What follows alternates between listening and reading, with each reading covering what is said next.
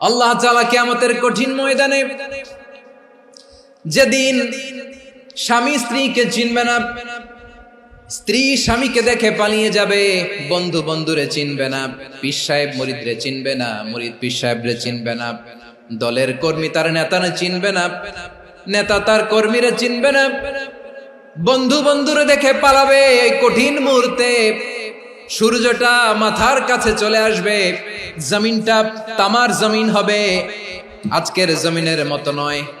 মানুষ ঘর্মাক্ত, ক্লান্ত, শ্রান্ত মাথার মগজগুলো কানের ছিদ্র আর নাকের ছিদ্র দিয়ে বেয়ে বেয়ে পড়বে। বিশ্বনবী ফরমান, কিয়ামতের ওই কঠিন ময়দানে 7 শ্রেণীর ব্যক্তিকে রব্বুল আলামিন তার আরশের নিচে ছায়া দিবেন। তার মধ্যে প্রথম শ্রেণীর ব্যক্তি হলো ইমামুন আদিল, যে ইনসাফের সাথে বিচার করে, যে জাস্টিস সমাজে সার্ভ করে, যে সুশাসন নিশ্চিত করে, ওই ইমামুন আদিল। আদিল শব্দটা বুঝছেন না? ইন্নাল্লাহা ইয়া'মুরু বিল আদল, পাইছেন? আদিল। 7 শ্রেণীর ব্যক্তিকে আল্লাহ তাআলা সুশীতল আরশের নিচে ছায়া দিবেন, যেদিন তার দেয়া ছায়া ছাড়া কোনো ছায়া থাকবে না। এর প্রথম হচ্ছে ইমামুন আদিল, ন্যায়পরায়ণ শাসক। চিল্লায় বলেন সুবহানাল্লাহ। আবার বিশ্বনবী বললেন, ইন্নাল মুকসিতিনা ইনদাল্লাহি আলা মানাবিরা মিন নূর আন ইয়ামিনির রহমান। কিয়ামতের দিন যারা ন্যায় পরায়ণ হিসেবে আল্লাহর সামনে দাঁড়াবে, কিয়ামতের দিন রব্বুল আলামিন তার আরশের ডান দিকে ওই ন্যায় পরায়ণ লোকদের জন্য আরশের ডান দিকে একটা নূরের মিম্বারে তাদেরকে বসার সুযোগ করে দিবে। আল্লাহর আরশের ডান দিকে ন্যায় পরায়ণ লোকদের জন্য আল্লাহ তাআলা নূরের মিম্বার বানাবে। 4টে কেন কথা মনে করেছেন? আল আদাল, জাস্টিস।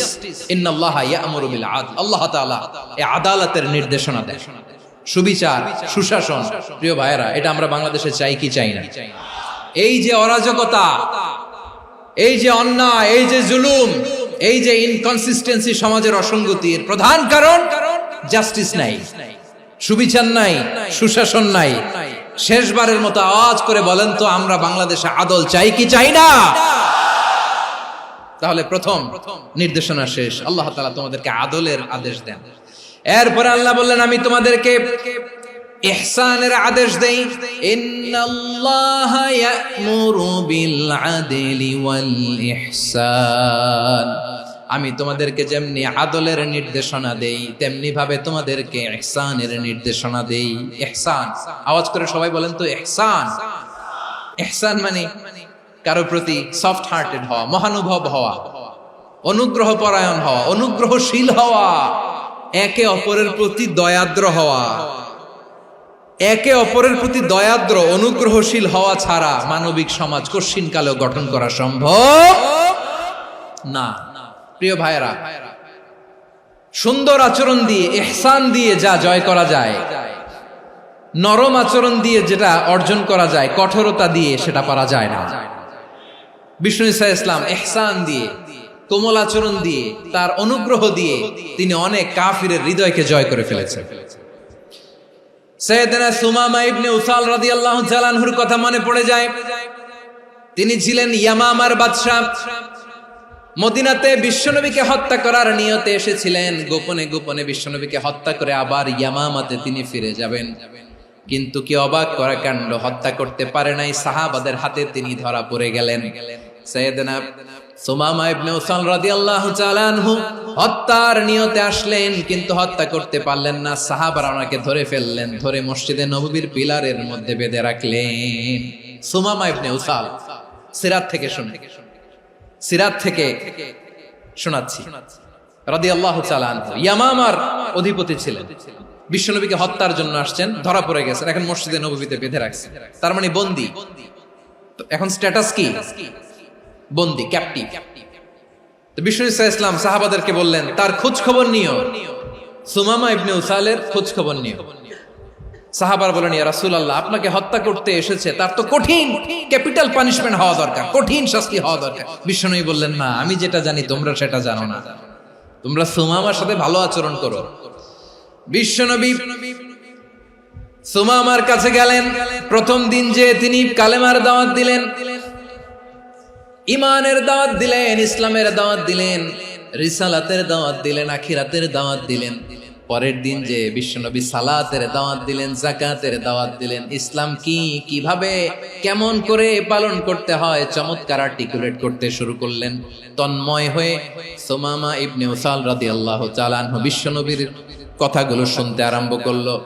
একদিন নয়, 2 দিন নয়, টানা 3 দিন বিশ্বনবী সুমামার কাছে ইসলামকে প্রেজেন্ট করেছেন, উপস্থাপন করেছেন। আওয়াজ করে বলেন, কয় দিন? 3 দিন। 3 দিন মসজিদে নববীতে বাধা। আর সাহাবীদেরকে বললেন, তার খোঁজ খবর নিও, তোমরা যে রুটি বানাও এর মধ্যে সবচেয়ে ভালো আটার রুটিটা তারে দিও, সবচেয়ে রিফাইন্ড খেজুর, যেটা পিওর খেজুর, এটা তারে দিও। আর বিশ্বনবী নিজের উট থেকে দুধ দহন করে ওনার বাড়ির এক কর্মচারীকে বলেছেন, দুধ দহন করে সুমামার জন্য নিয়ে যেও। সুবহানাল্লাহ পড়বেন না? সবাই তো অবাক, ইয়ামামা থেকে আসছে নবীকে হত্যা করতে, বিশ্বনবী দেখে তারে জামাই আদর করে। একদিন নয়, 2 দিন নয়, টানা 3 দিন বিশ্বনবী এভাবে সুমামার কাছে যেয়ে ইসলামকে প্রেজেন্ট করতে আরম্ভ করলেন, ইসলামকে উপস্থাপন করতে শুরু করলেন।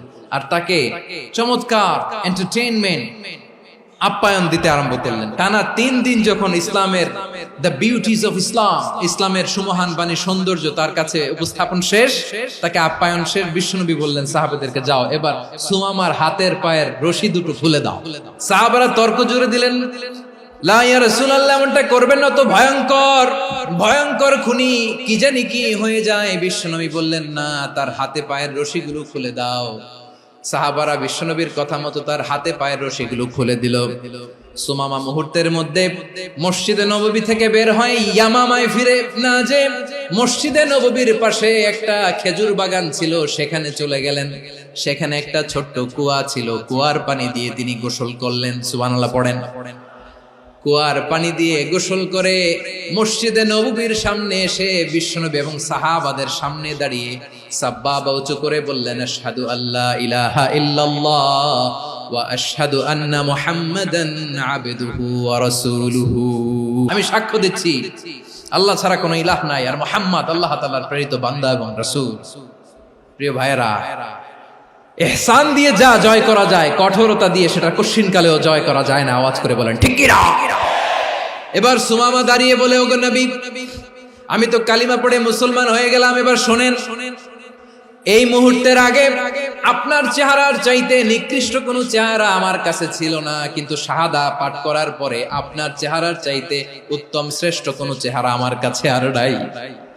ও নবী, আজকের দিনের আগে ইসলাম ধর্মের চেয়ে নিকৃষ্ট অপছন্দনীয় কোনো ধর্ম আমার কাছে ছিল না, কিন্তু এই মুহূর্ত থেকে ইসলামের চেয়ে সেরা শ্রেষ্ঠ পছন্দনীয় কোনো ধর্ম আমার কাছে নাই। নবী গো, আজকের দিনের আগে মদিনার চাইতে অপছন্দনীয় নিকৃষ্ট কোনো শহর আমার কাছে ছিল না, কিন্তু এই মুহূর্তের পর থেকে মদিনার চাইতে কোনো শ্রেষ্ঠ শহর আমার জানা নাই। সে ছিল গমের বড় ডিলার, গম বেচত। কি বেচত? তার গম কিনে মক্কার লোকেরা রুটি খাইতো। সে ঘোষণা দিল, আজকে থেকে মক্কাবাসীদের জন্য সব গম আমি হারাম করে দিলাম, মক্কাবাসী এখন না খেয়ে মরে। সুবহানাল্লাহ পড়বেন না? মক্কাবাসী বিশ্বনবীর কাছে আসলেন, এসে বললেন, মুহাম্মদ, আমরা তো তোমার ভাই, তোমার চাচা, তোমার ভাতিজা, তোমার আত্মীয়, তুমি সুমামারে বলো সে যেন আবার গমের সাপ্লাই মক্কার জন্য অনুমতি দিয়ে দেয়। বিশ্বনবীর অনুমতি ক্রমে সুমামা আবার মক্কাতে গম পাঠাতে শুরু করলো। পড়েন সুবহানাল্লাহ। ইহসান, ইহসান দিয়ে আপনি যেটা জয় করতে পারবেন, you can win the heart of your enemies. ইহসান দিয়ে আপনি আপনার শত্রুর হৃদয়কে জয় করতে পারবেন। এজন্য আল্লাহ বললেন, ওয়া আনফিকু ফি সাবিলিল্লাহি ওয়া লা তুলকু বিআইদিকুম ইলাত তাহলুকা ওয়া আহসিনু ইন্নাল্লাহা ইউহিব্বুল মুহসিনিন। তোমরা আল্লাহর রাস্তায় দান করবে আর নিজেরা নিজেদেরকে ধ্বংসের হাতে ঠেলে দিও না। তোমরা একে অপরের প্রতি ইহসান করবে, কারণ ইহসানকারীদেরকে আল্লাহ বড় ভালোবাসেন। সুবহানাল্লাহ পড়েন। আবার সূরা রহমানে আল্লাহ বললেন, হাল জাযাউল ইহসানি ইল্লাল ইহসান ফাবিআইয়ি আলা, সবাই পড়েন, ফাবিআইয়ি আলাই রাব্বিকুমা তুকাযযিবান। ইহসানের প্রতিদান হিসেবে ইহসানি হয়। বিশ্বনবী সুমামার প্রতি যেমন ইহসান করেছেন, সুমামাও ঠিক তেমন ইহসান ফিরিয়ে দিয়েছে। ঠিক কিনা বলেন? তাহলে এক নম্বরে হচ্ছে আদ, ন্যায় বিচার। দুই নম্বরে সবাই বলেন ইহসান, সদাচরণ। ইহসান দুই ধরনের প্রিয় ভাইরা, ইহসান ফিল ইবাদা, ইহসান ফিল মুআমালা। ইহসান ফিল ইবাদা হচ্ছে একাগ্র অনুভবে ইবাদতে ডুব দেওয়া, এর নাম ইবাদতের ইহসান। সুবহানাল্লাহ পড়ুন। বিশ্বনবী বলেন ইহসান মানে কি জানো নাকি? হাদিসে জিবরিলে সাইয়েদনা জিবরিল আলাইহিস সালাম বিশ্বনবীকে বললেন আখবিরনি আনিল ইহসান। নবী আমাদেরকে বলেন ইহসান মানে কি? বিশ্বনবী বললেন আনতা আবুদাল্লাহা কাআন্নাকা তারাহু ফাইন লাম তাকুন তারাহু ফাইন্নাহু ইয়ারাক। ইহসান মানে হলো এমন ভাবে তুমি আল্লাহর সামনে নিজেকে উজাড় করে ইবাদত করবে, তুমি ভাববে তুমি আল্লাহকে দেখতে পাচ্ছ। আর এটা যদি ভাবা তোমার জন্য কঠিন হয়ে যায়, অন্তত এতটুকু তুমি ভাববা যে আল্লাহ তোমাকে দেখতে পাচ্ছেন। ঠিক কিনা বলেন? ও আমার বীর চট্টলার ভাইয়েরা, কেউ যেটা দেখে না সেটা দেখে কে? এই বিশ্বাস হৃদয়ের মধ্যে আছে? নামাজে যখন দাঁড়ান এই ফিলিংসটা আনা যাবে? এসা পর্যন্ত যে আমরা হায়াত পাবো কোনো গ্যারান্টি আছে? সবাই আওয়াজ করে বলেন গ্যারান্টি আছে? গ্যারান্টি নাই। এজন্য বিষ্ণু ইসলাম বলেছে এমন ভাবে নামাজে দাঁড়াও, ইবাদত করো, মনে করো হতে পারে এটাই আমার জীবনের শেষ নামাজ। পারফর্ম দ্য সালাহ as if this is your last and final prayer. এমন ভাবে সালাতে দাঁড়াও, ভাবো হতে পারে এটাই তোমার জীবনের শেষ নামাজ। এমন ভাবে নামাজে দাঁড়াও, ভাবো এটাই শেষ নামাজ। তাহলে নামাজে একাগ্রতা বাড়ায় দিবে কে? ফলে ইবাদতের ইহসান আমাদের অর্জিত হবে। আর মুআমালাতে ইহসান হলো, বিশ্বনবী বলেন ইন্নাল্লাহা তাবারাকা ওয়া তাআলা কাতাবাল ইহসানা আলা কুল্লি শাই ফাইযা কাতালতুম ফাআহসিনুল কিতলা ওয়া ইযা যাবাহতুম ফাআহসিনুয যাবহা ওয়ালিয়ুহিদ্দা আহাদুকুম শাফরাতাহু ওয়ালিয়ুরিহ যাবিহাতাহু। ইহসান দুই ধরনের, আওয়াজ করে বলতে হবে কয় ধরনের? একটা হচ্ছে ইহসান ফিল ইবাদা, ইবাদতে ইহসান। ইবাদতে ইহসান কি? একাগ্র অনুভব দিয়ে ইবাদত করা, মন প্রাণ দিয়ে ইবাদত করা। আর মুআমালাতে ইহসান কি? সব কাজে, দৈনন্দিন কাজে, কর্মে, সামাজিক অ্যাক্টিভিটিতে কোমলতা প্রদর্শন করা, অনুগ্রহের সাথে সবকিছু করা। আল্লাহ তাআলা ইন্নাল্লাহা তাবারাকা ওয়া তাআলা কাতাবাল ইহসানা আলা কুল্লি শাই, তিনি সবকিছুর ব্যাপারে ইহসানকে আবশ্যক করেছেন। সবকিছু, মুমিনের সব কাজে ইহসানের পরশ থাকবে। ওয়া ইযা কাতালতুম ফাহসিনুল কিতলা, বিষ্ণুই বলেন তুমি যখন কাউকে হত্যা করো ইহসানের সাথে করো। সুবহানাল্লাহ পড়বেন না? যখন হত্যা করো তখনও ইহসানের সাথে। আচ্ছা হত্যা করবো আবার ইহসান আসবে করতে করে তো মেরেই ফেলবো আমি। আল্লাহ, ও ভাই একজন খুন করেছে, খুনি, রাষ্ট্রীয় আইনে তার শাস্তি হয়েছে ডেথ পেনাল্টি, মৃত্যুদণ্ড। এখন মৃত্যুদণ্ড দেখে আপনি যেমনি মন চায় তেমনি মারবেন লোকটারে? ওর নাক কেটে ফেলতে পারবেন? ওর কান কাটতে পারবেন? ওর চোখ উপড়ে ফেলতে পারবেন আপনি? যেমন মন চায় তার অঙ্গহানি করা যাবে না। ইহসানের সাথে তাকে হত্যা করো। সুবহানাল্লাহ, this is Islam, this is the true essence of Islam. ওয়া ইযা যাবাহতুম ফাহসিনুয যাবহা, যখন জবাই করবে তখনও ইহসানের সাথে জবাই করবে। করব জবাই, ওইখানেও নাকি ইহসান। আচ্ছা কুরবানির দিন আমরা পশুগুলোরে কি করি বলেন সবাই আওয়াজ করে? জবাই। জবাই মানে তো এটারে মেরেই ফেলতেছি, একটু পরে তো টুকরো টুকরো করে গোশতগুলো খাবো, এটা তো খাবো, এটা তো মেরেই ফেলবে। বিষ্ণু বলে না, জবাইয়ের মধ্যেও মুমিনের জবাইয়ের ভেতরেও ইহসানের পরশ থাকা চাই। যখন জবাই করবে প্রাণীটাকে হাত পা টাইট করে বেঁধে নাও, ছুরিটাকে শার্পেন করে নাও, ধারালো করে নাও, যাতে অল্প সময়ে জবাইটা হয়ে যায়, প্রাণীটা যাতে কম কষ্ট পায়। সুবহানাল্লাহ পড়ে। দিস ইজ কল্ড ইহসান। আল্লাহ তাআলা যেমনি আদলের আদেশ করেছেন, ন্যায় বিচার, জাস্টিস এনশিওর করতে বলেছেন, সমাজে ইহসানের ব্যবহার, ইহসানের অনুশীলন তিনি করতে বলেছেন। এজন্য মুমিনের প্রতিটি কাজে, আমার চট্টগ্রামের ভাইয়েরা আমার দিকে তাকান, খেয়াল করে শুনুন, মুমিন জীবনের প্রতিটি কাজে ইহসানের পরশ থাকা চাই। আমরা যেন আমাদের পরিবারের প্রতি ইহসান করি, আমরা যেন আমাদের কর্মচারীদের প্রতি ইহসান করি, আমরা যেন আমাদের কলিগদের প্রতি ইহসান করি, আমরা যেন আমাদের ভাইদের প্রতি ইহসান করি। মুমিন জীবনের প্রতি কাজে ইহসানের পরশ থাকার দরকার আছে না নাই? কথা বুঝতে পেরেছেন? তাহলে আল্লাহ তাআলার তিনটা আদেশ ছিল, কয়টা গেল? প্রথমে কি ছিল? আদল। দুই নম্বরে তিন নম্বরে রব্বুল আলামিন বললেন ওয়া ইতাইদিল কুরবা, নিকটাত্মীয়দেরকে দান করো, নিকট আত্মীয়দেরকে দাও, যারা তোমাদের ব্লাড কানেকশনের আত্মীয় তাদেরকে তোমরা দাও। এখানে জেনারেলি বললেন দাও, কি দিব সেটা তিনি এখানে বলেন নাই, সেটা তিনি সূরাতুল ইসরার মধ্যে বলেছেন। আল্লাহ বলেন ওয়া আতিযাল কুরবা হাক্কাহ, নিকট আত্মীয়দেরকে তাদের অধিকার, তাদের প্রাপ্য তোমরা বুঝিয়ে দাও। দেখেন, একটা শান্তির সমাজ, একটা সমৃদ্ধ সমাজ, একটা মানবিক সমাজ গঠনের জন্য আল্লাহ তাআলা বেশি না মাত্র তিনটা অর্ডার, তিনটা ভার্ডিক্ট তিনি জারি করেছেন। এক নাম্বার সুশাসন, ন্যায় বিচার। দুই নাম্বার ইহসান। তিন নাম্বার নিকটাত্মীয়, যারা কাছের, তোমার ভেরি ক্লোজ রিলেশনশিপে আছে, তাদেরকে দাও। দাও, দিলে বাড়িয়ে দেয় কে? অনেকে দিতে চায় না, কৃপণতা করে। দিলে বাড়ায় দেয় কে? ও মিয়া, মদিনার মধ্যে সবচাইতে গরিব সাহাবী ছিল বেলাল রাদিয়াল্লাহু তাআলা আনহু।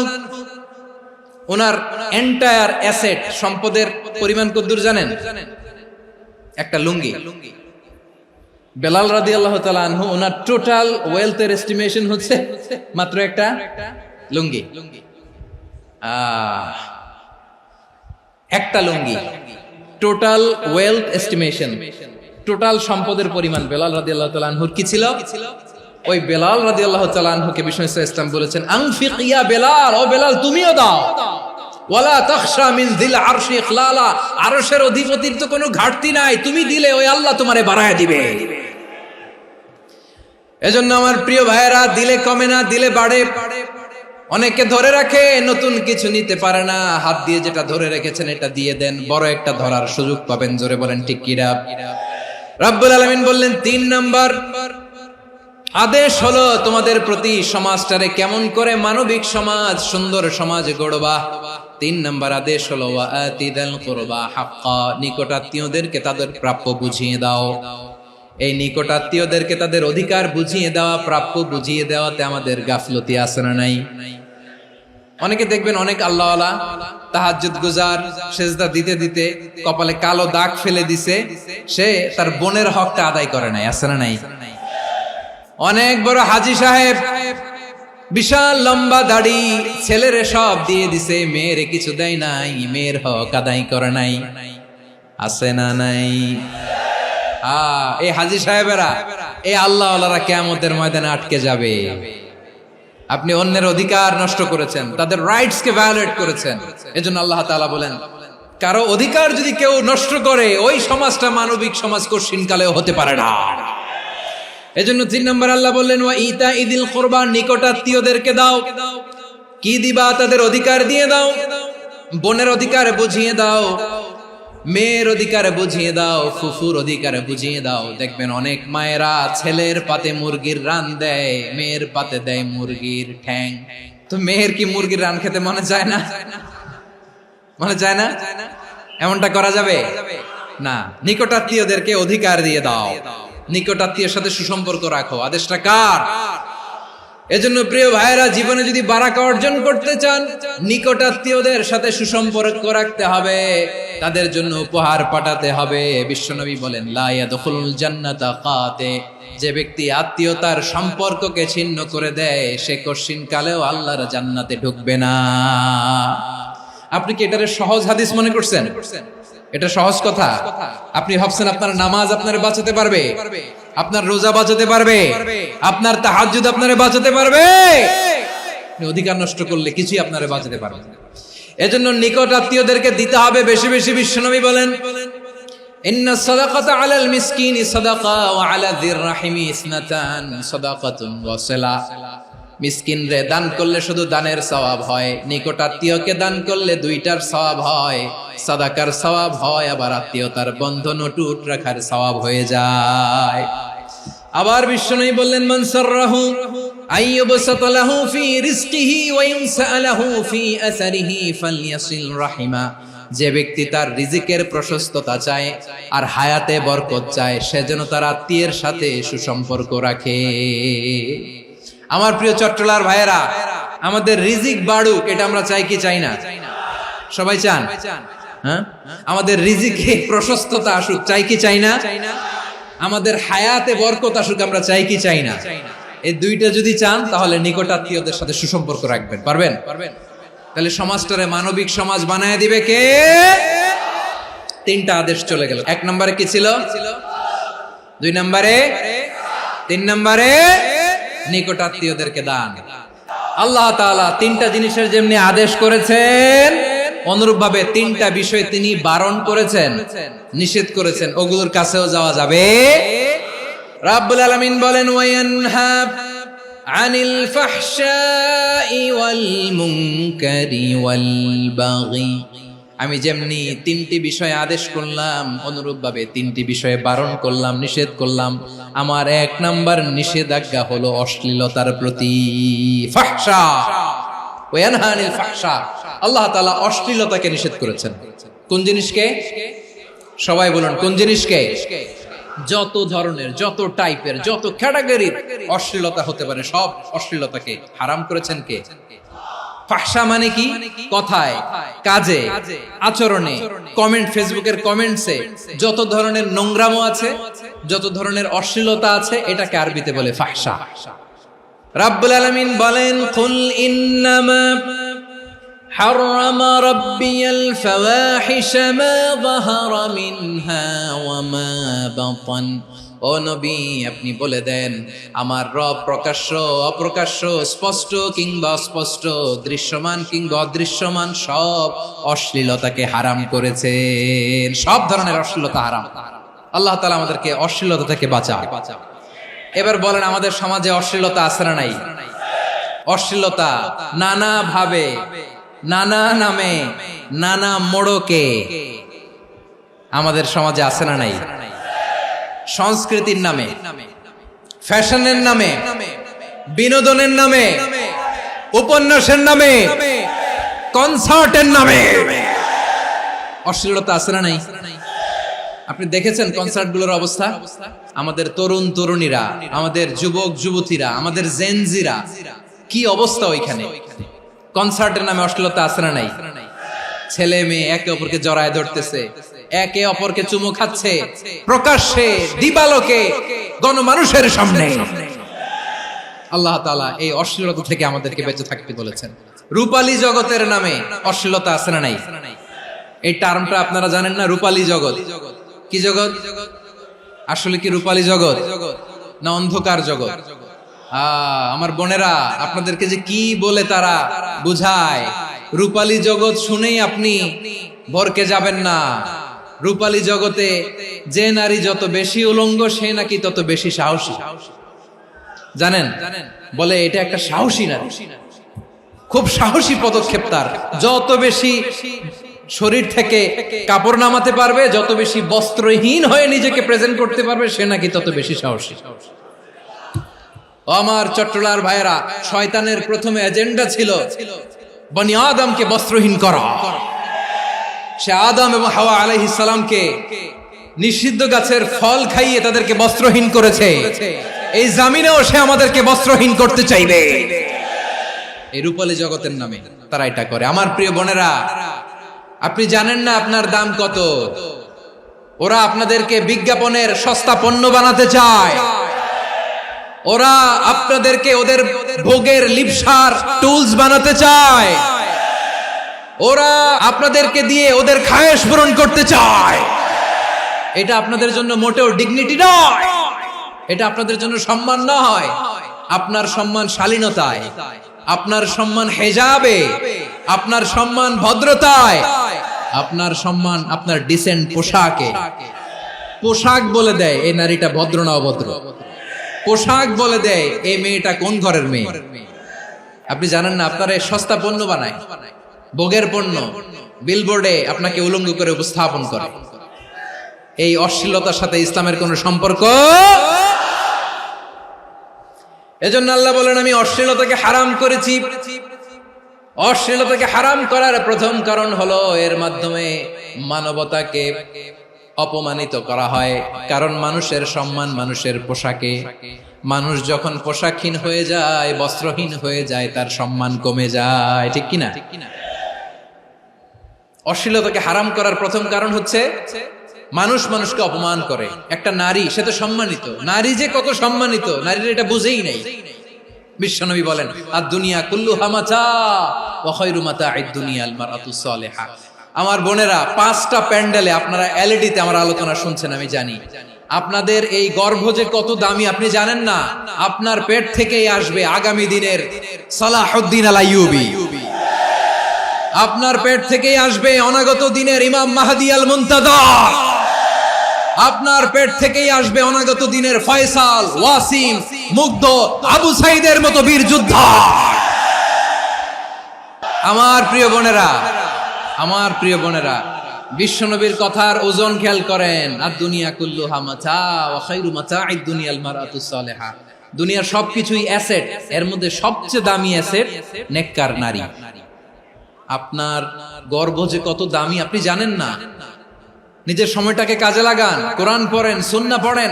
আপনার অনেক দায়িত্ব ঘরে। You are the MD of your family. একটা family it's a very big institution. পরিবার একটা অনেক বড় প্রতিষ্ঠান। And you are the MD of your institution. আপনি এই পরিবারের MD, managing director of your family. এখানে আপনার কত দায়িত্ব। আপনি ছেলে মেয়েদেরকে তারবিয়া করবেন, আপনি আপনার স্বামীর জন্য ঘরটারে জান্নাতের নীর বানাবেন, আপনার জন্য জান্নাতের ডুপ্লেক্স বাড়ি ওইখানে তৈরি করে রাখবে কে? আপনি যে কত দামি আপনি জানেন না। নারীদেরকে আল্লাহ বানিয়েছেন উচ্চতর করে, নিম্নতর নয়। নারীদেরকে ছোট্ট জিনিস দিলে এটারে বড় করে দেয়। নারীদেরকে ভ্রূণ দিলে, শুক্রাণু দিলে নারী এটারে বাচ্চা হিসেবে উপহার দেয়, ঠিক কিনা? বিয়ের মাধ্যমে স্বামী যখন তার শুক্রাণু তার স্ত্রীকে উপহার দেয়, স্ত্রী রিটার্নে কি উপহার দেয়? ফুল ফর্ম বেবি, মানব সন্তান। দেখছেন, আপনি দিলেন একটুকুনি, দিছে বিশাল। আপনি যদি নারীকে বাজার এনে দেন, নারী এটাকে সুস্বাদু খাবারে রূপান্তর করে দেয়। আপনি তাকে একটা মুচকি হাসি দিয়ে দেন, সে তার কলিজা দিয়ে দেয়। কিন্তু যদি আপনি তার মনে কষ্ট দেন, সে আপনার জীবনকে জাহান্নাম বানায়া দেয়। নারীর মন বুঝতে পারলে নেয়ামত, বুঝতে না পারলে কিয়ামত। আমার প্রিয় বোনেরা, আপনি যে কত দামি আপনি জানেন না। অনেক দামি আপনি। আপনাদেরকে যেন ভোগের সস্তা পণ্য বানাতে না পারে, আপনাদেরকে সচেতন থাকতে হবে। তাহলে কেন আল্লাহ তাআলা এই ফাহশা, অশ্লীলতাকে হারাম করলেন? 1 নাম্বার, এতে হিউম্যান ডিগনিটি কমে। 2 নাম্বার, এতে মানুষের অধিকার নষ্ট হয়। আপনি বিয়ে করেছেন, এরে পরকিয়া করেন, ওর সাথে এরকম আছে না নাই? স্ত্রীর অধিকার নষ্ট করেছেন। আপনি বিবাহ সম্পর্কে আবদ্ধ হয়েছেন তার সাথে, আপনি পরকিয়া করেন ওই ছেলের সাথে, আপনি আপনার হাজবেন্ডের সাথে বিট্রে করেছেন। এজন্য আল্লাহ অশ্লীলতাকে হারাম করেছেন। অশ্লীলতাকে হারাম করার আরেকটা কারণ হচ্ছে আল্লাহ তাআলা এই হিউম্যান জেনারেশনকে এটাকে প্রিজার্ভ করতে চায়। হিফজুন নাসল, এটা মাকাসিদুশ শরিয়ার অনেক গুরুত্বপূর্ণ একটা মাকাসিদ, অনেক গুরুত্বপূর্ণ। আপনার নাসল, আপনার জেনারেশনকে সংরক্ষণ করা। এই যে আসতেছে ফেব্রুয়ারি, কত ফেব্রুয়ারি জানো? এটা কি বিশ্ব ভালোবাসা দিবস? হ্যাঁ, কি দিবস? এই বিশ্ব ভালোবাসা দিবসের সাথে মুসলমানদের কোনো সম্পর্ক নাই। আমার প্রিয় ভাইরা, এই যে আপনি অবৈধ সম্পর্কে জড়ালেন, কেন আল্লাহ অশ্লীলতাকে হারাম করেছে দেখেন। বলতেছিলাম যে এটা আপনার নাসল, আপনার জেনারেশন, আপনার লিনিয়েজ, আপনার বংশকে প্রিজার্ভ করা। কে কার বাবা, কে কার মা, বাবা মা জানা, প্রজন্মকে প্রিজার্ভ করা, এটা ইসলাম ওয়াজিব করে দিয়েছে। এই যে অবৈধ সম্পর্কের কারণে, বিশ্ব বেহায়া দিবসের কারণে, এগুলোর আউটকাম, আউটপুট হিসেবে মাঝে মাঝে এই ঢাকা মেডিকেলের ডাস্টবিনে নবজাতকের বাচ্চার কান্নার আওয়াজ শুনতে পাওয়া যায়। চট্টগ্রাম মেডিকেলের ডাস্টবিনে নবজাতকের কান্না শুনতে পাওয়া যায়। বীর চট্টলার মুসলমানেরা বুঝতে পারলে আওয়াজ করে বলেন, এই যে চট্টগ্রাম মেডিকেলে যে নবজাতকটা পাওয়া গেল, ওর বাবাকে আমাকে বলেন, ওর মাকে, ও কোন ফ্যামিলির সন্তান কেউ জানে? আপনি হিউম্যান ডিগনিটিকে অপমান করেছেন না? আপনি তার ভবিষ্যৎকে অন্ধকার করেছেন না? আপনি তার লিনিয়েজকে প্রশ্নবিদ্ধ করে দিয়েছেন না? এই জন্য আল্লাহ তাআলা অশ্লীলতাকে আমাদের জন্য হারাম করে দিয়েছেন। পড়েন সুবহানাল্লাহ। এই জন্য রাব্বুল আলামিন বলেন, কুল ইন্নামা হারাম রাব্বিয়াল ফাওয়াহিশা মা যাহারা মিনহা ওয়া মা বাতান। প্রকাশ্য অপ্রকাশ্য সব অশ্লীলতাকে হারাম ঘোষণা করে দিয়েছে কে?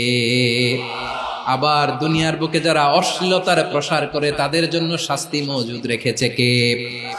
রাব্বুল আলামিন বলেন ইন্নাল্লাযীনা ইউহিব্বুনা আন তাশিআল ফাহিশাতু ফিল্লাযীনা আমানু লাহুম আযাবুন আলীমুন ফিদ দুনিয়া ওয়াল আখিরাতি ওয়াল্লাহু ইয়ালামু ওয়া আনতুম লা তা'লামুন।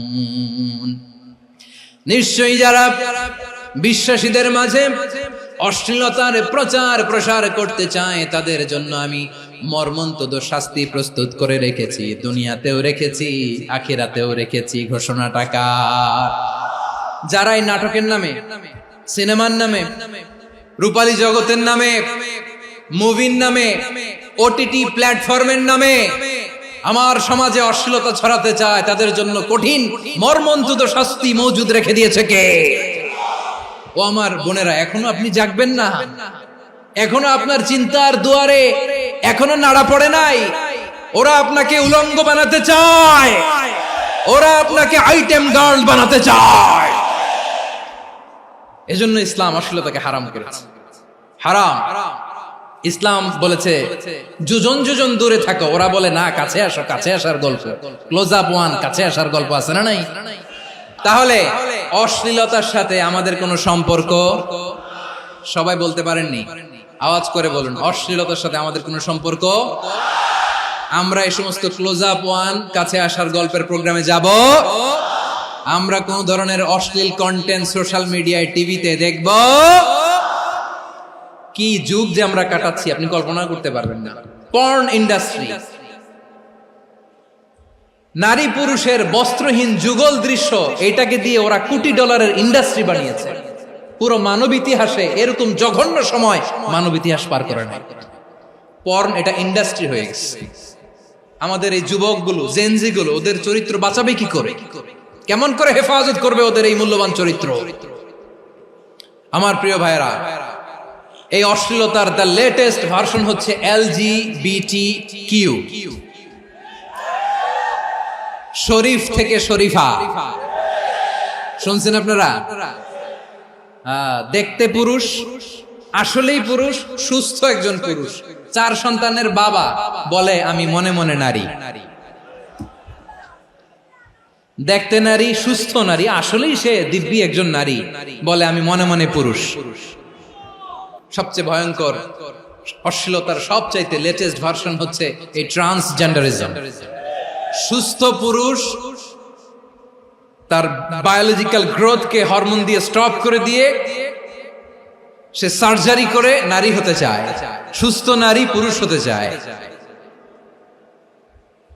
পুরুষ পুরুষের প্রতি সেক্সুয়ালি আকর্ষণ বোধ করে, এটা লূত আলাইহিস সালামের কওমের মধ্যে ছিল। এটাকে আল্লাহ কোরআনে ফাহিশা বলেছেন। ওয়ালুতান ইয قال لقومه أتأتون الفاحشة ما سبقكم بها من أحد من العالمين। লূত আলাইহিস সালাম বললেন, তোমরা কি এমন এক অশ্লীল কার্যক্রমে ডুব দিলে নাকি যেটা গোটা বিশ্বের কেউ কখনো করে নাই, তোমরাই প্রথম করেছো? পড়েন নাউযুবিল্লাহ। এই পশ্চিমের এই রোগ আমার দেশে যেন আসতে না পারে, আমাদের সজাগ থাকতে হবে। প্রিয় ভাইরা, চিল্লায় বলেন ঠিক কি না? পশ্চিমের অবস্থা ভয়ঙ্কর। পাশ্চাত্যে, আমি যুক্তরাষ্ট্রে ছিলাম অনেকদিন, কয়েক মাস, বিভিন্ন স্টেটে ঘুরেছি। গার্ডিয়ানরা উদ্বিগ্ন, ছেলে মেয়েদেরকে, ছোট্ট ছেলে মেয়ে, ওদেরকে জিজ্ঞেস করে, তুমি how do you feel right now inside yourself? তুমি ভিতরে ভিতরে কেমন ফিল করো? তোমার কি ছেলে ছেলে লাগে না মেয়ে মেয়ে লাগে? আচ্ছা বলেন, এই ছোট্ট বাচ্চাটাও কি এগুলো জেন্ডার অ্যাসাইনমেন্ট বলতে এগুলো কিছু বুঝে? এইভাবে মিসগাইড করা হচ্ছে। কৌতূহল বশত ছোট্ট ছেলে যদি বলে আমার তো মেয়ে মেয়ে লাগে, তখন বলে যে না তুমি মেয়ে, ছেলে না। মা বাবা বাধা দিলে ওকে আলাদা গভর্নমেন্ট হাউসে নিয়ে যায়। ভয়ঙ্করতম অবস্থা। আমরা একটা সময় শুনতাম যে হুজুর আমার ছেলেটা খুব ভালো, হাফেজে কোরআন, আল্লাহওয়ালা। হুজুর আমার ছেলে দাড়ি রাখছে, আল্লাহওয়ালা। হুজুর আমার ছেলে 5 ওয়াক্ত সালাত জামাতের সাথে পড়ে, তার মানে আল্লাহওয়ালা। পশ্চিমে যে আমি কি শুনছি জানেন? ওরা বলে হুজুর আমার ছেলেটা ইউনিভার্সিটির একটা মেয়ের সাথে প্রেম করে, ও খুব আল্লাহওয়ালা, হুজুর দোয়া করবেন। এর কারণ ওদের কাছে আল্লাহওয়ালার ক্রাইটেরিয়া হচ্ছে, হুজুর আমার ছেলেটা আরেক ছেলের পছন্দ করে নাই, আমার মেয়েটা আরেক মেয়েকে ভালোবাসে নাই, এজন্য আমার ছেলেটা আল্লাহওয়ালা, হুজুর ওর জন্য একটু দোয়া করে দিয়ে। কি চ্যালেঞ্জ ওরা ফেস করতেছে। ওনার ছেলে যে আরেক ছেলেরে বিয়ে করবে না, এটাতেই উনি খুশি যে আলহামদুলিল্লাহ আমার ছেলেটা একটা মেয়েরে ভালোবাসে, আমার মেয়েটা একটা ছেলেরে ভালোবাসে, মানে এটা খুব আল্লাহওয়ালা। নাউজুবিল্লাহ পড়তে পারলেন না? এজন্য অশ্লীলতার সাথে আমাদের কোন সম্পর্ক। রাব্বুল আলামিন বলেন ওয়ায়ানহা আনিল ফাহশাই ওয়াল মুনকারি ওয়াল বাগি, তিনটা জিনিসকে আমি নিষিদ্ধ করলাম। এক নাম্বার হলো ফাহশা, অশ্লীলতা। দুই নম্বরে হলো মুনকার, সমস্ত মন্দ কাজ। মুনকার মানে হচ্ছে যত মন্দ কাজ, খারাপ কাজ, বাজে কাজ, এটার বলে মুনকার। এটার কি বলে? আপনারা পড়ছেন না, তা'মুরুনা বিল মা'রুফি ওয়া তানহাউনা আনিল মুনকার। সৎ কাজের আদেশ, অসৎ কাজের নিষেধ। মুনকার, মুনকার হচ্ছে মানুষের স্বাভাবিক বিবেকবোধ যেটাকে খারাপ বলে, ওইটাই মুনকার। পৃথিবীর সব আসমানি গ্রন্থ যেটাকে খারাপ বলেছে, মানুষের স্বাভাবিক বিবেকবোধ যেটাকে খারাপ বলেছে, এগুলো সব মুনকার। যেমন ইফতিজিং, এটা কি ভালো না খারাপ? মজুদদারি, খাদ্যে ভেজাল দেওয়া, ওজনে কম দেওয়া, মাছে ফরমালিন মিশানো, চাঁদাবাজি, টেন্ডারবাজি, দখলবাজি, এগুলো আমাদের স্বাভাবিক বিবেকেই বলে এগুলো খারাপ, এগুলো হচ্ছে মুনকার। আল্লাহ তাআলা এই মুনকার থেকে আমাদেরকে বেঁচে থাকতে বলেন, আর শয়তান এই মুনকারের প্রতি আমাদেরকে উদ্বুদ্ধ করে।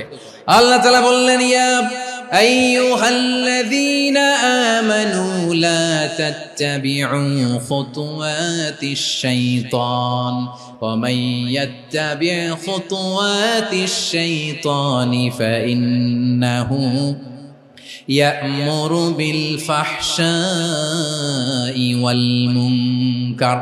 আল্লাহ বললেন, আমার গোলামেরা শোনো শোনো, ও আমার বিশ্বাসী বান্দারা খবরদার, তোমরা কশিনকালেও শয়তানের পদাঙ্ক অনুসরণ করবে না, কারণ শয়তান তোমাদেরকে অশ্লীলতা এবং মন্দ কাজের দিকে উদ্বুদ্ধ করে। আমাদের কাজ হচ্ছে শয়তান আমাদেরকে যেদিকে নিতে চায় আমরা তার উল্টা দিকে যাব। শয়তান এই মন্দ কাজকে আমাদের কাছে বিউটিফাই করে, চাকচিক্যময় করে আমাদের সামনে উপস্থাপন করে। এজন্য আল্লাহ বলেন মুনকারকে থামাতে হবে, মুনকার প্রতিরোধ করতে হবে। মুনকার প্রতিরোধের দায়িত্ব শুধু আমাদের নাকি? শুধু আপনার খতিব সাহেবের, ইমাম সাহেবের, নাকি মুসলিম উম্মার সবার? আওয়াজ করে বলুন, মুনকার অসৎ কাজ প্রতিরোধের দায়িত্ব কার?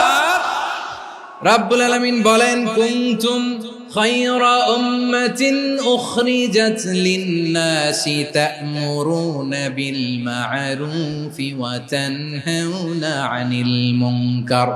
তোমাদেরকে শ্রেষ্ঠ জাতি করে জমিনের মধ্যে আবির্ভূত করা হয়েছে, যাতে করে তোমরা জমিনের ভেতরে সৎ কাজের আদেশ করতে পারো আর অসৎ কাজের নিষেধ করতে পারো। উম্মাহ, কুনতুম খায়রা, তাহলে গোটা উম্মার দায়িত্ব, এটা বুঝতে পারছেন তো? আচ্ছা, আরো নিচে আসেন। এরপরে আল্লাহ বললেন, শুধু উম্মাহ না, এই জমিনের রাজত্ব আমি যাদের হাতে দেই, এই জমিনের মালিক আমি যাদেরকে বানিয়ে দেই, যাদেরকে আমি সরকারের দায়িত্ব দেই, তাদেরকেও মুনকার প্রতিরোধের দায়িত্ব দিয়েছে কে? আল্লাহ বলেন, যারা ক্ষমতার মসনদে বসেছে তাদেরকে 4 দফা কর্মসূচি আমি আল্লাহ দিলাম। আওয়াজ করে বলেন, কয় দফা? আল্লাহ বলেন, আল্লাযীনা ইম্মাক্কান্নাহুম ফিল আরদি আকামুস সালাতা ওয়া আতাউয যাকাতা ওয়া আমারু বিল মা'রুফি ওয়া নাহাউ আনিল মুনকার ওয়ালিল্লাহি আকিবাতুল উমুর। যারা এই জমিনের উত্তরাধিকার হয়েছে তারা 4 দফা কর্মসূচি নিয়ে সামনে আগাবা। সালাত কায়েম করবা, যাকাত আদায় করবা, সৎ কাজের আদেশ দিবা, অসৎ কাজ থেকে মুনকার প্রতিরোধ করবা। আদেশটা কার? আমার প্রিয় চট্টলার ভাইরা, পুরো উম্মার দায়িত্ব মুনকার প্রতিরোধ করা, সরকার প্রধানের দায়িত্ব মুনকার প্রতিরোধ করা। এরপর আল্লাহ বলেন, প্রতিটা ফ্যামিলির যিনি প্রধান সিইও বাবা, প্রত্যেক বাবারও দায়িত্ব এই মুনকার প্রতিরোধ করা। আওয়াজ করে বলেন ঠিক কি না? যেমনটি সাইয়েদনা লুকমান আলাইহিস সালাম ওনার কলিজার টুকরা সন্তানকে আদেশ করেছেন, ইয়া বুনাইয়া আকিমিস সালাতা ওয়া'মুর বিল মা'রুফি ওয়ানহা আনিল মুনকার। পড়েন সুবহানাল্লাহ। বাবা ছেলেকে সবক দিচ্ছে। লোকমান আলাইহিস সালাম ছেলেকে বলতেছে, ওরে আমার কলিজার টুকরা সন্তান, ওরে আমার বাছা, নামাজ কায়েম করবা, সৎ কাজের আদেশ দিবা, আর মুনকার প্রতিরোধ করবা, অসৎ কাজ, সমাজ থেকে খারাপ কাজকে ঝেঁটে বিদায় করে দিবা। তাহলে দেখেন, আমি স্টেপ বাই স্টেপ নামলাম। পুরা উম্মার দায়িত্ব, জমিনের উত্তরাধিকারী আল্লাহ যাদেরকে বানিয়েছেন সরকার, তাদের দায়িত্ব, প্রতিটি ফ্যামিলির প্রধানের দায়িত্ব, এরপরে বিশ্বনবী বলেন সচেতন প্রতিটি মুসলিমের দায়িত্ব সমাজ থেকে মুনকারকে উৎখাত করা। বিশ্বনবী বলেছেন, মান রাআ মিনকুম মুনকারান ফালিয়ুগাইয়িরহু বিয়াদিহি ফাইন লাম ইয়াসতাতি ফাবিলিসানিহি ওয়া ইন লাম ইয়াসতাতি ফাবিকলবিহি ওয়া যালিকা আযআফুল ঈমান। সমাজে যে মুনকার দেখবে, খারাপ কাজ দেখবে, সে যেন হাত দিয়ে সেটাকে থামায়। আমার প্রিয় ভাইরা, না থামালে আমরাই ডুববো শেষমেশ। আমাদের বাঁচার জন্য হইলেও থামাইতে হবে। রব্বুল আলামিন বলেন, ওয়াত্তাকু ফিতনাতাল লা তুসিবান্নাল্লাযীনা যালামু মিনকুম খাসসা। ও আমার গোলামেরা, ওই আযাবকে ভয় করো যে আযাব যখন আমি জমিনের বুকে পাঠাই, শুধু জালেমদেরকেই মারি না, আলেমদেরকেও মারি। আযাব যখন আসে তখন শুধু জালিমই মরে না, আলেমও মরে। জানেন, মুসা আলাইহিস সালামের পায়ে একবার লাল পিঁপড়া, তো উনি রেগে মেগে পাশি দেখে লাল পিঁপড়ার বাসা, পা দিয়ে ডলে মুছে সবগুলো পিঁপড়া মেরে ফেলছে। এই ঘটনাটা আল্লাহ ঘটিয়েছেন। এজন্য মুসা আলাইহিস সালাম ছিলেন কালিমুল্লাহ, সরাসরি আল্লাহর সাথে কথা বলতেন। তিনি আল্লাহকে জিজ্ঞেস করেছিলেন, আল্লাহ তুমি যখন কোন জনপদে আযাব পাঠাও, শাস্তি দাও, ওখানকার শুধু জালেমরাই তো মরে না, ভালো মানুষগুলাও মরে, তো আযাব দিবা মুশরিকদের উপর দিবা, অবাধ্যদের উপর দিবা, ভালো মানুষগুলোরে মারো কেন? আল্লাহ বললেন, মুসা তোমার যে কামড় দিছিল পায়ের মধ্যে পিঁপড়া, কয়টা পিঁপড়া? একটা পিঁপড়া, তো সবগুলারে মারলা কেন? রেগে মেগে পুরো পিঁপড়ার বাসা ভেঙে মেসাকার করলা কেন? আমি যখন অ্যাকশনে যাই, আমি যখন শাস্তি দেই, তখন এত বাস বিচার করা হয় না, বাস বিচার করা যায় না। যখন অ্যাকশনে যাওয়া হয়, ওইটা ডাইরেক্ট অ্যাকশন হয়ে যায়। চিল্লায় বলো ঠিক কি না? এজন্য আমাদের বাঁচার জন্য হলেও এই পাপ থামাতে হবে, এই শয়তানের অট্টহাসি থামাতে হবে, অন্যায় অপরাধ সমাজ থেকে আমাদের থামাতে হবে। কারণ আযাব আসলে ওরাও মরবে, আমরাও মরব। একটা জাহাজ 2 তলা, আপনি আছেন 2য় তলায়। নিচের তলার কিছু লোক জাহাজের তলা ছিদ্র করতে আরম্ভ করছে। কি ছিদ্র করতেছে? আচ্ছা, জাহাজের তলা ছিদ্র করলে তলা দিয়ে কি ঢুকে? এখন আপনি যদি বলেন আমার কি, আমি তো 2 তলায়, আমি তো ভালো আছি, ওরা ছিদ্র করে ওরা মরবে। আসলে কি শুধু ওরা মরবে? তলা দিয়ে যখন পানি ঢুকবে, জাহাজ ঢুকলে আপনিও মরবেন। এজন্য নিজে মরার আগে ওই পাগলগুলোর নিচতলায় যে থামাতে হবে। চিল্লায় বলেন ঠিক কি না? এজন্য আল্লাহ বললেন, মুনকার প্রতিরোধের দায়িত্ব সমাজের টপ টু বটম সবার। এজন্য মুনকার প্রতিরোধ করার দরকার আছে না নাই? সমাজে এই যে ইফটিজিং হয়, আপনার বোনের বয়সী একটা মেয়েকে কিছু বকাটে টিটকারি করে, এই বলে সেই বলে, নোংরা কথা বলে, রাস্তায় দেখেও আপনি পাশ দিয়ে না দেখার মতো চলে যান কেন? আপনি দাঁড়ান না কেন? আপনি দাঁড়ালেই তো থেমে যাবে, কারণ সত্যের যে শক্তি, তার সামনে মিথ্যা মুখ থুবড়ে পড়ে। আপনার সামনে ও কিছুই না, নাথিং। আপনি দাঁড়ান, ওকে প্রশ্ন করেন যে আমার বোনকে তুমি ডিস্টার্ব করো কেন? আপনাকে দেখে আরো 5 জন দাঁড়াবে, 5 জনকে দেখে আরো 10 জন দাঁড়াবে। আমাদের নীরবতা আর আমাদের নিশ্চুপ থাকাই জালিমদেরকে আরো শক্তিশালী জালিম বানিয়েছে।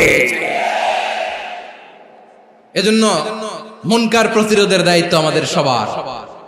টেন্ডারবাজি, চাঁদাবাজি, দুর্নীতি, অপরাধ, দখলদারিত্ব, মজুদদারি, এগুলো সবকিছু একসাথে প্রতিরোধ করতে হবে। ঠিক কিনা বলেন? একটা মানবিক সমাজ যদি চাই, প্রতিরোধ করতে হবে। প্রিয় ভাইয়েরা, আল্লাহর শপথ নিয়ে বলি, এই নাসিহাত গুলো সবার জন্য, সব দলের জন্য, সব মতের মানুষের জন্য। আমরা কোনো দলের প্রতি মানুষকে ডাকি না, আমরা ডাকি ইসলামের দিকে। সব দলের, সব মতের, সব মানুষদেরকে আমরা আহ্বান জানাই, আসুন আমরা একটা সুন্দর সমাজ বিনির্মাণ করি। এই যে নতুন বাংলাদেশের এক সুযোগ এসেছে, আর জীবনে হয়তো আসবে না, সামনের 100 বছর এই সময় আসবে না। আসুন দেশটাকে আমরা সাজাই, আসুন আমরা দুর্নীতি বন্ধ করি, আসুন আমরা চাঁদাবাজি বন্ধ করি, আসুন আমরা দখলদারিত্ব বন্ধ করি, আসুন আমরা এক দল আরেক দলকে নিশ্চিহ্ন করার যে রাজনীতি, এটা বন্ধ করি। সব দলের প্রতি আমার আহ্বান, আমরা চাঁদাবাজ মুক্ত বাংলাদেশ চাই, জুলুম মুক্ত বাংলাদেশ চাই, ফ্যাসিজম মুক্ত বাংলাদেশ চাই, গুণ খুন খারাপি মুক্ত বাংলাদেশ চাই, আমরা নতুন ভোরের বাংলাদেশ চাই। ওই বাংলাদেশ পাওয়ার জন্য মুনকার প্রতিরোধে, অন্যায় প্রতিরোধে যদি বাঘের বাচ্চার মতো, আবু সাইদের মতো দুই হাত উঁচু করে বুককে টান টান করে প্রসারিত করে দাঁড়াতে হয়, রাজি আছো মুসলমান? রাব্বুল আলামিন বলেন, ওয়ায়ানহা আনিল ফাহশাই ওয়াল মুনকারি ওয়াল বাগি ইয়াইযুকুম লাআল্লাকুম তাযাক্কারুন। আল্লাহ বললেন, আমি অশ্লীলতাকে নিষেধ করি, আমি সব ধরনের মন্দ কাজকে নিষিদ্ধ করি, সব শেষে আমি সীমা লঙ্ঘনকে তোমাদের জন্য নিষিদ্ধ করি। নিষিদ্ধ করেছেন কয়টা জিনিস? 1 নম্বরে অশ্লীলতা, 2 নম্বরে মুনকার তথা সব মন্দ কাজ, 3 নম্বরে আল বাগি সীমা লঙ্ঘন, ক্রসিং দ্য লিমিট। সীমা লঙ্ঘন করা ভালো না। We all should know our limits. চিল্লায় বলেন ঠিক কিনা? একই আয়াতে আল্লাহ বললেন, কুল ইন্নামা হাররামা রাব্বিয়াল ফাওয়াহিশা মা যাহারা মিনহা ওয়া মা বাতানা ওয়াল ইসমা ওয়াল বাগিয়া বিগাইরিল হক। অন্যায় ভাবে যে অবাধ্য হয়, যে সীমা লঙ্ঘন করে, তাদেরকেও আমি এটা হারাম করে দিলাম। সীমা লঙ্ঘন করা হারাম। আল্লাহ বারবার বারবার আমাদেরকে ওয়ার্নিং দেয়। যখন আমরা থামি না তখন আল্লাহ ধরে, আর যখন ধরে তখন ছাড়ে না। ধরে ধরে ধরে না, ধরলে আল্লাহ। ফেরাউনকে কিন্তু হুট করে ধরে নাই, আপনারা জানেন 9 বার ওয়ার্নিং দিয়েছে। ফেরাউনকে আল্লাহ তাআলা ওয়ার্নিং দিয়েছিল কয়বার? রাব্বুল আলামিন বলেন, ওয়ালাকাদ আতাইনা মূসা 9 আয়াতিন বাইয়িনাত। 9টা মুআজিজা দেখিয়েছি। 1 2 3 বারবার এইভাবে রিমাইন্ডার, ওইভাবে রিমাইন্ডার, এইভাবে নসিহত, ওইভাবে দাওয়া। ফাকুলা লাহু কাওলান লাইয়িনা, নরম করে বলো, সফট করে বলো, যত ওয়ে হতে পারে দাওয়া মেথডোলজি। মুসা আলাইহিস সালামের সব অ্যাপ্লাই শেষ। 10ম বারে যে আল্লাহ ধরছে, 10ম বারে যে ধরেছে। এজন্য আল্লাহ বলেন, আমি সীমা লঙ্ঘনকে পছন্দ করি না। কোরআনের অন্য আয়াতে বাগীকে বলা হয়েছে আল ইতিদা। সীমা লঙ্ঘন যারা করে তাদেরকে আল্লাহ বলেছেন মুতাদিন। ওয়াকাতিলু ফি সাবিলিল্লাহিল্লাযীনা ইউকাতিলুনাকুম ওয়া লা তা'তাদু ইন্নাল্লাহা লা ইউহিব্বুল মুতাদিন। আমি সীমা লঙ্ঘনকারীদেরকে কোশ্চিনকালেও পছন্দ করি না। আমরা যেন সীমা লঙ্ঘন না করি, রাজি আছেন তো? যে কোনো ক্ষেত্রে ইবাদতে যেন সীমা লঙ্ঘন না করি। অনেকে আমরা ইবাদতে সীমা লঙ্ঘন করে ফেলি। বিশ্বনবী সাল্লাল্লাহু আলাইহি ওয়াসাল্লাম যেটা শিখিয়েছেন, এর বাইরে যে অতিরিক্ত বুজুর্গ হতে চায়, এরকম আছে না নাই? কোন ক্ষেত্রেই সীমা লঙ্ঘন করা যাবে, এমনকি যুদ্ধ ক্ষেত্রেও না। বিশ্বনবী সাল্লাল্লাহু আলাইহি ওয়াসাল্লাম বলেন, খবরদার যুদ্ধ ক্ষেত্রেও সীমা লঙ্ঘন করো না। কি সুন্দর ইসলাম আমরা পেয়েছি। বিশ্বনবী বলেন, খবরদার যুদ্ধের ময়দানে কোনো নারীর গায়ে হাত তোলো না, কোনো শিশুর গায়ে হাত তোলো না, কোনো গবাদি পশু হত্যা করো না, কোনো শস্য ক্ষেত্র ধ্বংস করো না, ইবাদতরত অন্য ধর্মের কোনো সন্ন্যাসীর গায়ে হাত তোলো না। বলেন সুবহানাল্লাহ। তাহলে আমরা সীমা লঙ্ঘন করতে পারবো? প্রিয় ভাইরা, একটা সুখী, সমৃদ্ধ, শান্তির সমাজ, মানবিক সমাজ যদি আমরা গঠন করতে চাই, আমাদের আল্লাহর দেয়া কয়টা আদেশ মানতে হবে বলেন দেখি? আর বেঁচে থাকতে হবে কয়টা জিনিস থেকে? আল্লাহর আদেশ কি? 1 নাম্বার আদাল, ন্যায়পরায়ণতা। আমরা সুবিচার, সুশাসন, ন্যায় বিচার চাই কি চাই না? 2 নম্বরে কি ছিল? মাশাআল্লাহ, আমরা যেন সবার প্রতি দয়া পরবশ হই, ইহসান করি। 3 নম্বরে কি ছিল? নিকটাত্মীয়দের দান করা, তাদের অধিকার প্রাপ্য বুঝিয়ে দেওয়া। পাশাপাশি 3টা জিনিস থেকে আল্লাহ বারণ করেছেন, নিষেধ করেছেন। তার প্রথমটা ফাহশা, অশ্লীলতা। অশ্লীলতার সাথে আমাদের কোনো সম্পর্ক। 2 নম্বর নিষেধাজ্ঞা কি ছিল? আল মুনকার, সমাজের যত মন্দ কাজ, এগুলোকে আমরা প্রতিরোধ করব। রাজি আছেন তো সবাই? 3 নম্বরে আল বাগী, সীমালঙ্ঘন।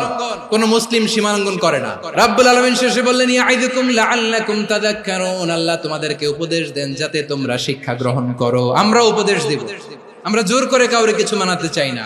লা ইকরাহা ফিদ্দিন ওয়াযাক্কির ফাইন্না যিকরা তানফাউল মুমিনিন। উপদেশ দিলে এটা মুমিনদের কাজে দেয়।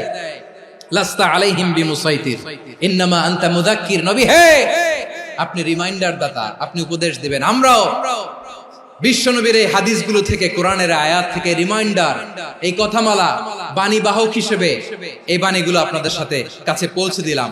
আমরা আল্লাহ তাআলার কাছে প্রার্থনা করি, আল্লাহ আমরা যেন আদল দিয়ে আমাদের সমাজকে গঠন করতে পারি, আল্লাহ আমরা যেন ইহসান করতে পারি, আমরা যেন নিকটাত্মীয়দের দান করতে পারি। আল্লাহ যত ধরনের অশ্লীলতা, অনাচার, মন্দ কাজ, সীমালঙ্ঘন, অবাধ্যতা থেকে যেন আমরা বেঁচে থাকতে পারি। আল্লাহ তাআলা আমাদের সবাইকে কথাগুলো বুঝার ও আমল করার তৌফিক দান করুক। হাযা মা ইনদি ওয়াল ইলমু ইনদাল্লাহ আলাইহি তাওয়াক্কালতু ওয়া ইলাইহি উনীব। সুবহানাকাল্লাহুম্মা বিহামদিকা আশহাদু আল্লা ইলাহা ইল্লা আনতা আস্তাগফিরুকা ওয়া আতুবু ইলাইক।